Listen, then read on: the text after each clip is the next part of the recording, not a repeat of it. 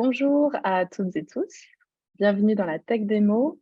Donc, c'est un rendez-vous mensuel organisé par Alpicity qui est dédié aux PME pour identifier des solutions numériques à travers une démonstration en direct. On a aujourd'hui le plaisir de découvrir Solus, qui est une plateforme de lutte contre les attaques de phishing. Elle est présentée par son cofondateur et CTO Ludovic Paillard. Et nous aurons aussi la chance de recevoir un témoignage d'utilisateur avec le groupe Grisoni, qui a mis en place la solution au sein de ses équipes. Donc, le responsable administratif, Monsieur Burgister, est avec nous aujourd'hui pour partager son expérience et feedback. Merci à lui. La Tech Démo est un moment convivial, interactif, donc vraiment sentez-vous libre de poser vos questions pendant la présentation en activant votre micro ou en les écrivant dans le chat. Donc, je vais donner maintenant la parole à Ludovic pour la démonstration de Solus. Merci. Merci Sandrine. Bonjour à tous. Donc Ludovic Paillard, c'est moi qui vais animer ce Tech Démo aujourd'hui et vous faire un peu la présentation technique, on va dire, de la solution et puis de ce qu'on peut proposer. Avant d'aller dans le vif du sujet, je vais d'abord faire une petite introduction rapide sur qui je suis et que fait Solus. Donc moi, Ludovic Paillard, je suis expert en cybersécurité depuis quelques années déjà, avec un focus tout particulier sur les crises cyber, parce que j'ai travaillé pendant longtemps dans une cellule de gestion de crise pour aider les entreprises justement à faire face quand le pire se produit. J'ai notamment voilà, aidé des PME en Suisse sur des thématiques comme les problématiques de ransomware, de fuite de données ou d'extorsion, donc qui sont souvent à des moments difficiles et stressants. Et j'ai pu par le passé accompagner ces entreprises à se relever et à faire face. Sandrine le disait en introduction, donc je suis aussi le cofondateur et directeur technique de Solus, qui est une société active dans la cybersécurité depuis 2 ans maintenant, avec un focus tout particulier sur les aspects humains, puisqu'aujourd'hui, c'est vrai on a tendance et on a naturellement l'envie de s'appuyer sur des outils, sur des technologies, et on oublie que derrière, on sert des personnes et il y a de l'être humain. Et donc, il est fondamental de prendre en compte cette dimension et d'intégrer cet élément-là quand on va penser sécurité. Donc ça, c'était très rapidement qui je suis et ce que nous faisons chez Solus. Le sujet aujourd'hui, donc, c'est la lutte contre le phishing au sens large, hein, qui est une thématique d'actualité, hein. On sait qu'aujourd'hui, c'est le vecteur numéro 1 d'incidents cyber. Et je pense qu'on a tous expérimenté de recevoir des courriers indésirables, voire dangereux dans sa boîte mail. On a également tous reçu ces conseils qui disent ne cliquez pas si vous avez un doute, etc. Mais concrètement, qu'est-ce qu'on peut faire de plus et jusqu'où on peut aller dans cette démarche? Eh bien, ça sera le sujet aujourd'hui. Alors, la plupart des entreprises aujourd'hui, elles sont déjà équipées de solutions technologiques, hein, d'antivirus, d'anti-spam, etc. Et ces solutions, elles vont faire un très bon travail puisque souvent, les statistiques nous disent que 99 aujourd'hui des courriers indésirables sont filtrés. Malgré tout ça, malgré ces précautions qui sont prises, comme je le disais, on a tous expérimenté l'arrivée de ces mails indésirables dans nos boîtes et on se rend compte qu'en fait, il y a toujours le petit 1 de messages non souhaités qui nous parviennent. Et ça s'explique par plusieurs choses, en fait. Le premier élément, c'est que les attaquants innovent sans cesse, hein, pour essayer de contourner ces protections et pour, on va dire, se faufiler et aller jusqu'à vous pour essayer de vous pousser à commettre un impair. Bien sûr, les éditeurs sont aussi également un petit peu réactifs et améliorent leurs outils, mais c'est un petit peu un jeu du chat et de la souris entre les attaquants et les défenseurs. Et finalement, qu'est-ce qu'on fait de ce 1 qui reste et qui subsiste? Eh bien, chez Solus, on a mis en place une approche progressive à plusieurs niveaux et le but aujourd'hui, c'est de vous présenter cette approche. Une approche que vous pouvez voilà, reproduire ou également vous faire accompagner par des professionnels. Hem, L'élément fondamental, comme je le disais en introduction, c'est vraiment de faire un focus sur l'humain. On l'a vu, hein, la technologie avec les anti-spam, elle est bien, elle va filtrer le gros, mais il va rester un, un petit pourcentage qui va subsister. Et donc, l'idée, c'est vraiment de dire, OK, la technologie, elle a fait son job. Maintenant, travaillons sur les aspects humains. Le premier élément, c'est de travailler à un entraînement, une sensibilisation, et donc de finalement éduquer les collaborateurs avec des simulations personnalisées, voire des modules de e-learning, etc. L'idée, c'est de proposer finalement du contenu qui soit à la fois éducatif, mais également au plus proche de la réalité. Et ça, c'est un point fondamental, puisque d'avoir des mails un petit peu grossiers d'exemples, ben, finalement, le jour où on a un mail sophistiqué et réellement dangereux, on risque de passer à côté. L'autre aspect que je voulais également mentionner, c'est l'aspect un petit peu continu de la démarche. Vous savez, on a parfois un décalage entre la théorie et la pratique où on va dire, ben, vous savez, pour courir un marathon, il faut s'entraîner, il faut faire ça, ça, ça. On vous donne des super listes, des conseils, etc. Mais ce n'est pas pour autant que demain, vous serez en capacité de courir ce marathon.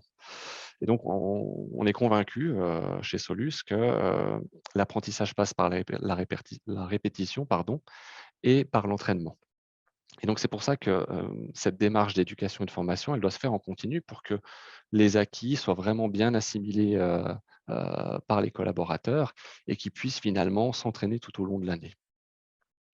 Donc ça, c'est un premier élément qui va permettre finalement de réduire la probabilité et les chances que quelqu'un se fasse avoir parce qu'il sera confronté à des choses qui vont simuler, on va dire, des menaces. Cependant, même si la formation, elle réduit le risque, elle ne l'élimine pas complètement. Et si je me fais un petit peu l'avocat du diable de cette proposition que je viens de vous faire, si un seul collaborateur clique sur un mail dangereux, bah, malheureusement, l'entreprise, elle peut être mise en danger. Et donc, on se rend finalement assez rapidement compte que c'est bien, il faut le faire, je pense, mais ce n'est pas suffisant. Et donc, qu'est-ce qu'on peut faire après ça?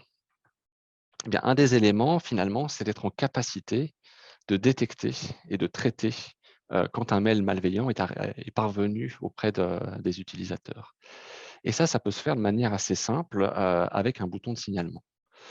En fait, le principe, il est tout bête et je vous en ferai la démonstration juste après, mais heu, si on met dans la boîte à côté de la boîte mail de l'utilisateur un petit bouton pour dire: «Signalement d'un mail douteux», l'utilisateur peut finalement alerter, informer ses experts que quelque chose de bizarre a été vu. Et on se rend compte qu'en changeant les habitudes, en déplaçant un peu le réflexe de dire: «Je vois un mail dangereux, je le supprime», si finalement on remplace le clic de supprimer par le clic de signaler, eh bien, en fait, on change complètement le rapport de force avec les attaquants. Vous savez, si on dit qu'un clic peut mettre en péril l'entreprise, à l'inverse, un signalement peut donner l'alerte et finalement éliminer, tuer la menace dans l'œuf. Et c'est un petit peu ce comportement-là qu'on veut essayer de changer et d'éduquer et d'arrêter finalement ce côté, vous savez, je vois quelque chose de dangereux, je mets un petit peu la tête dans le sable, je supprime et puis c'est bon. Et puis les autres, bah, tant pis, j'espère qu'ils réagiront bien. Non, là, l'idée, c'est vraiment de dire, ben, ça coûte pas plus cher de cliquer sur un bouton et derrière, il y a une réelle prise en charge qui se fait de cette menace. Alors là, je vous ai parlé de la prise en charge de la menace d'un point de vue utilisateur, c'est-à-dire mettre à disposition un bouton. Maintenant, derrière, il faut être en capacité de recevoir ces signalements et puis de les traiter. Donc là, je passe du côté expertise, informaticien. Comment est-ce qu'on peut faire ça? Eh bien, l'idée, finalement, c'est à la fois de mettre en place un processus, mais également une organisation au sein de l'entreprise pour que chaque collaborateur soit actif dans la protection. Et pour ça, il y a plusieurs choses à faire. La première, finalement, c'est d'avoir une approche qui soit, je dirais, structurée et cadrée, dans laquelle on va dire, bah, on va mettre en place une capacité à recevoir ces emails pour que les experts soient informés dès qu'un signalement est fait et puis qu'on ait une sorte de service d'analyse des mails signalés. Il n'y a rien de plus frustrant pour un collaborateur de dire: «Je signale des mails, j'alerte qu'il y a des problèmes, mais par contre, on ne me dit jamais rien et je ne suis pas informé de est-ce que c'était réellement dangereux ou pas». Et pour ça, je pense qu'il est important, d'avoir un feedback, en fait, que chaque, signalement, chaque, collaborateur qui donne une alerte, bah, il ait un feedback, qu'on lui dise: «Bah, ça, c'était dangereux, ça, c'était pas dangereux» et à la limite, si c'était pas dangereux, bah, qu'on lui retourne l'email qu'il a signalé pour qu'il puisse le récupérer. Ou qu'à l'inverse, si le mail était dangereux, qu'on lui dise et que le mail soit supprimé automatiquement de sa boîte mail. Donc ça, je pense que c'est important et ça participe finalement à embarquer les collaborateurs, à les inciter à faire des signalements. Comme ça, ils savent que finalement, ils ont un second avis, comme s'il y avait quelqu'un à côté d'eux qui leur disait: «Ça, c'est dangereux, ça, c'est pas dangereux». Ça, c'est le premier aspect. Le deuxième aspect, c'est également d'être proactif, c'est-à-dire, s'il y a une réelle menace qui nous parvient et qui est parvenue aux experts, eh bien, d'avoir une sorte de plan de réponse à incident, pour réagir rapidement en cas d'attaque et finalement, protéger, les collaborateurs qui seraient un petit peu, moins attentifs ou moins avertis sur la menace et là, l'idée finalement, c'est de dire: «Bon, ben, on va recevoir un mail dangereux, on va être en capacité de le traiter, de le décortiquer, d'identifier qu'est-ce qui est réellement dangereux dedans» et puis ensuite, d'aller un petit peu plus loin, de dire: «Ben, qui d'autre l'a reçu? Est-ce qu'il y a des gens qui ont ouvert la pièce jointe malveillante? Est-ce qu'on a des postes infectés?» Et si c'est le cas, à ce moment-là, prendre des mesures comme isoler les machines, bloquer des sites dangereux et cetera et cetera. Donc ça, c'est finalement le sommet de la pyramide, c'est d'avoir cette capacité de réponse, aux attaques de phishing et le dernier mot, sur lequel je voulais rebondir, c'est l'aspect récompense, en fait. On a tendance à dire, quand quelqu'un, commet un impair, échoue à un test ou alors, carrément clique sur un mail dangereux, d'avoir une approche un petit peu punitive dans laquelle on va dire aux utilisateurs: «C'est pas bien, tu as fait une erreur, tu as mis en danger l'entreprise».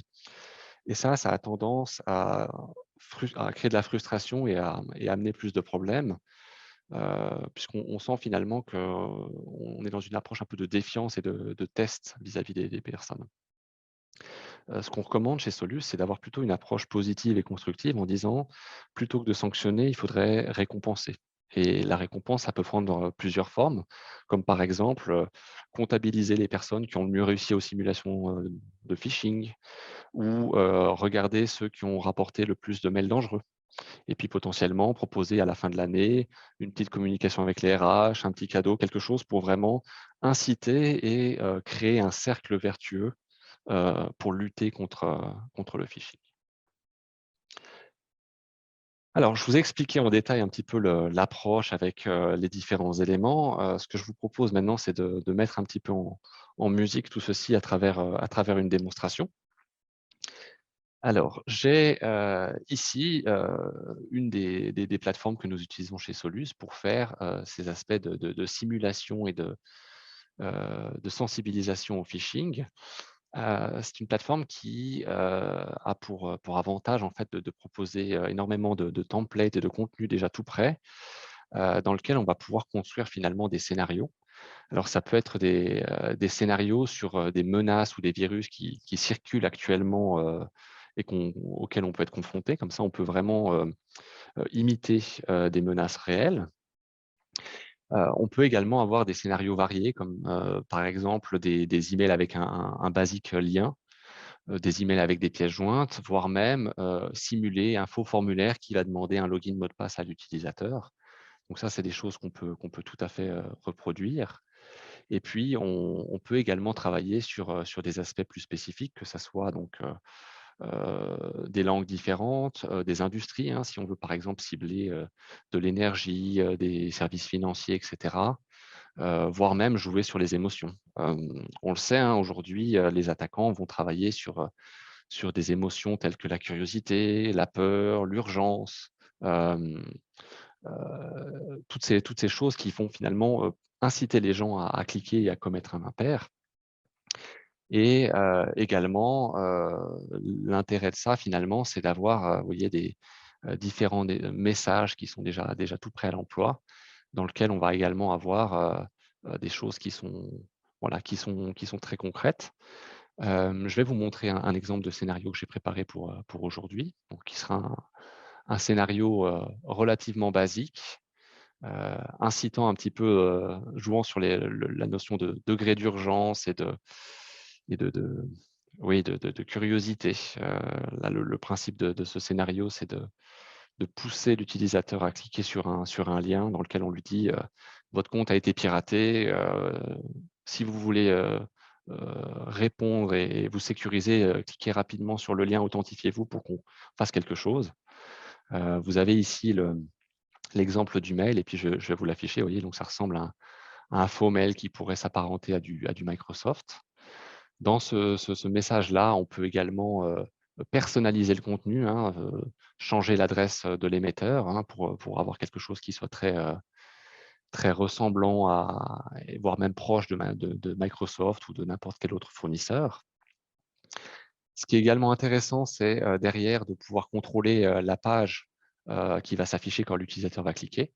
Donc là, par exemple, j'ai une fausse page que je vais vous afficher, là, qui est très très proche d'une page de login Microsoft, dans lequel on a un peu changé en mettant ici, vous voyez, nom@solus.ch pour un petit peu leurrer l'utilisateur. Et puis également, ce qui est intéressant, c'est que si l'utilisateur va jusqu'au bout et va donner son mot de passe, ben, on se rend compte qu'à ce moment-là, vous savez, c'est un petit peu comme prendre un enfant la main dans le panier de bonbons. À ce moment-là, on est très très réceptif, très à l'écoute, parce qu'on a fait une bêtise et on le sait. Et donc, on pense que c'est le meilleur moment pour proposer finalement du contenu éducatif qui soit relativement court mais percutant. Alors, je vais le passer en français, comme ça sera plus parlant. Vous voyez, donc là, on a un contenu qui va s'afficher au moment où on va saisir son login mot de passe, qui va dire, ben, c'était un test, c'est pas grave, mais attention, il faut être vigilant pour telle et telle raison, avec voyez, des petits conseils pratiques, des infographies. Donc ça, c'est quelque chose qu'on peut tout à fait personnaliser avec, vous voyez, des conseils, on va dire, minutes, voire même potentiellement des petits questionnaires qu'on peut proposer.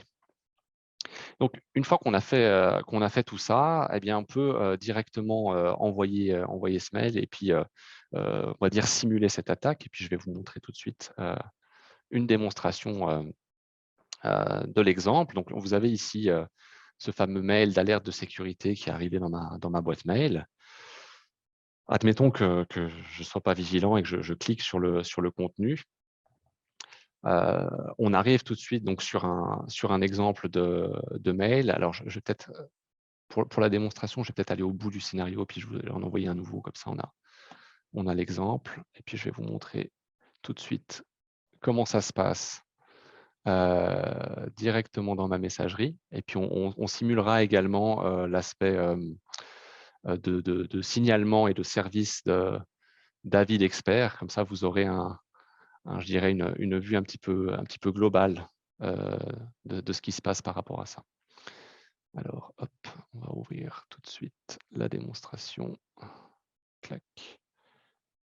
Hop. Hop. Voilà, le mail est arrivé. Je vais tout de suite me le forwarder. Voilà. Hop. Parfait.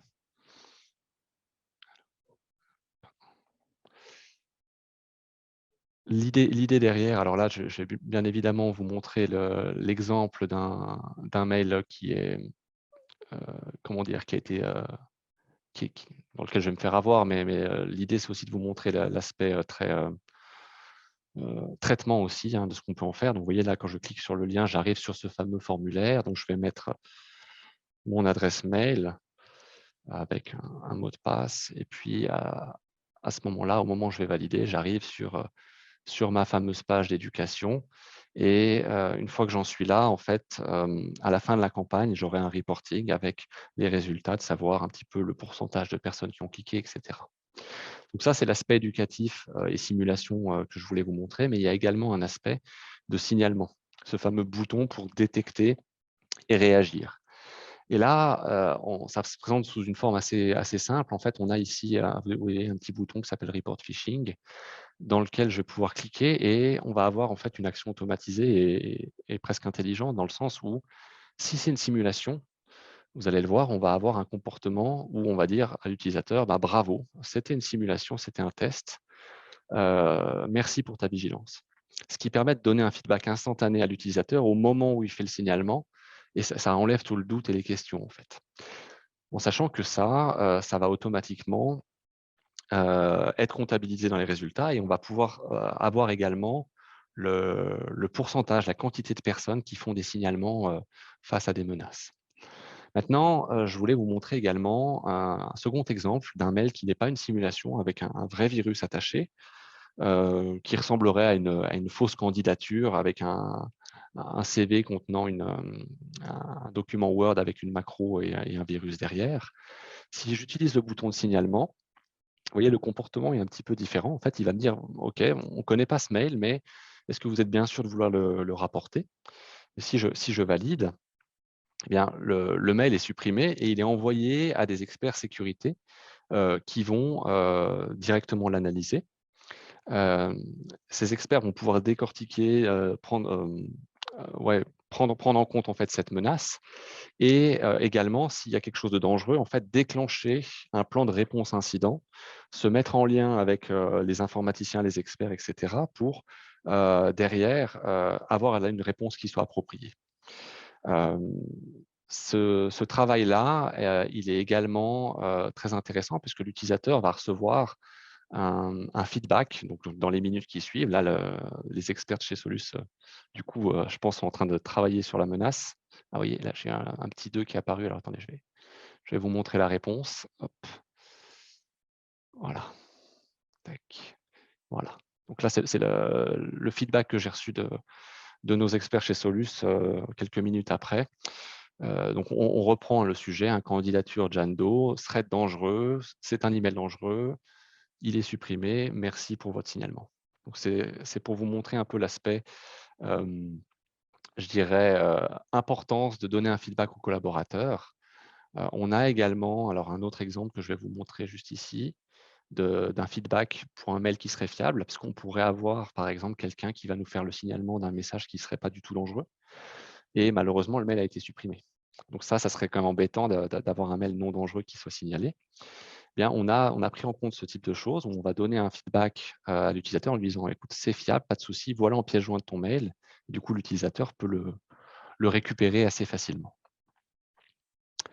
Voilà, donc ça, c'était un petit peu ce que je voulais vous montrer. Donc, on a vu très rapidement dans cette démonstration donc le fait de simuler à travers des scénarios et des campagnes de phishing, de montrer à l'utilisateur de l'éducation de manière très ciblée s'il échoue au test.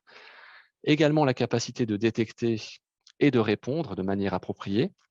Alors, je n'ai pas forcément le temps en une demi-heure de vous montrer toutes les choses qui peuvent être mises en place en termes de reporting, de plan de réponse à incident et tout ce qui peut se cacher derrière, mais l'idée aujourd'hui pour moi, c'était vraiment de vous montrer que la lutte contre le phishing, ce n'est pas uniquement mettre en place un anti-spam, on peut faire beaucoup d'autres choses et avoir une approche très graduelle avec différents paliers.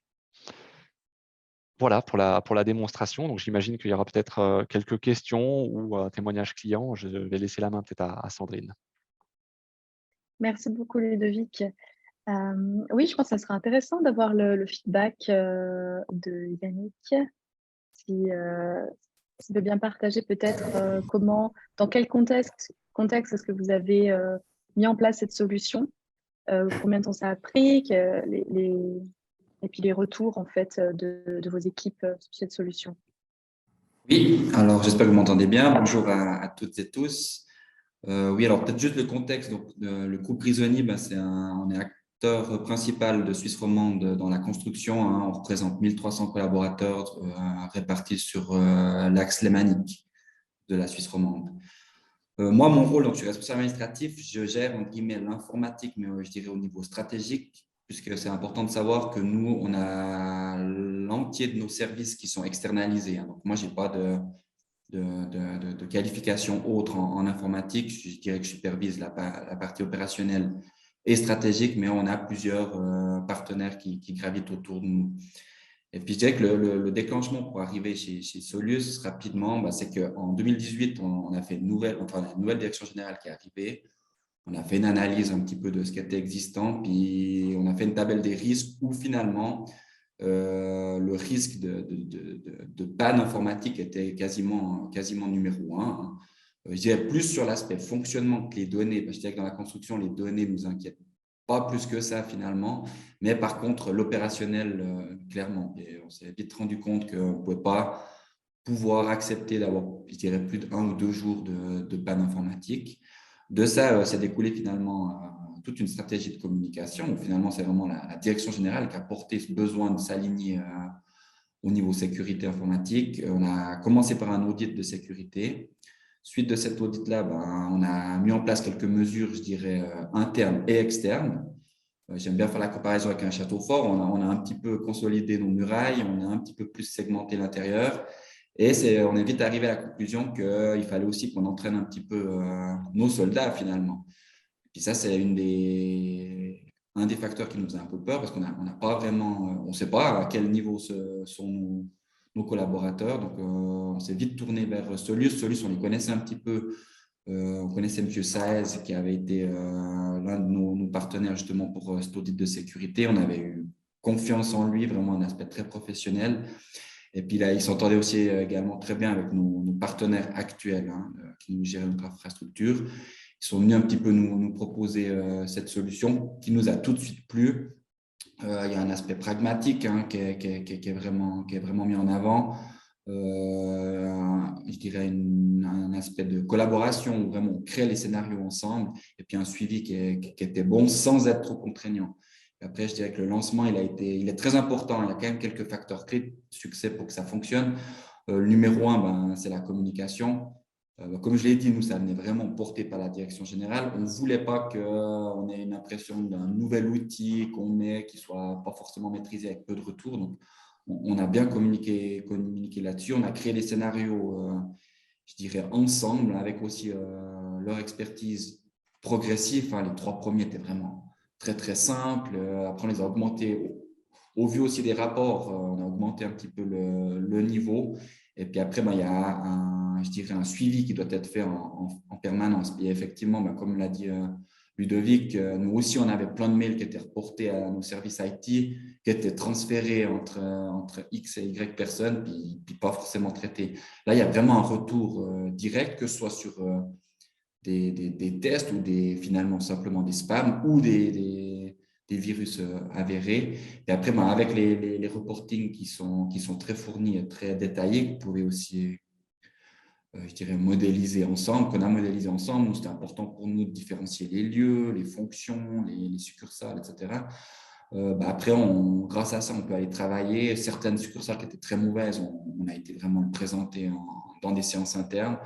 Et autres, de façon aussi à montrer tous les mails finalement réels qui sont arrivés. Pour l'anecdote, juste le rapport là, sur la première année, on est pile à une année, on a commencé en octobre 2021, donc on a vécu notre première année.